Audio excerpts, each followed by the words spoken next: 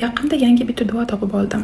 O'zim o'qiyapman. Agar mo'jizasini ko'rsam, sizlar bilan bo'lishaman deb istoriyaga yozgan edim. 7 kun o'qilish kerak bo'lgan duoni 2 kun o'qiganimda o'zi mo'jizasini ko'rib, o'zim hayratdaman.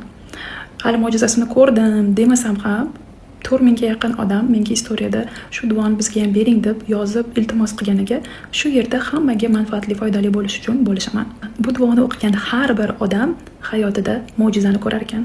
Umuman o'xshamaydi, bo'lmaydi deb o'ylagan narsalaringiz ham, niyatlaringiz ham amalga oshar ekan. Bu duoni o'qib siz niyatingizga yaqinlashar ekansiz. Bu duoni o'qib siz tortish kuchi, jalb qilish deydimi?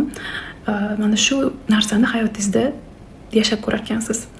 Bu duoni har bitta so'zida juda ham chuqur va katta ma'no bor ekan. Mana shu yerda yozib qoldiradigan duoyimni 41 marta o'qishingiz kerak bo'ladi 7 kun davomida, iloji bo'lsa bomdoddan keyin.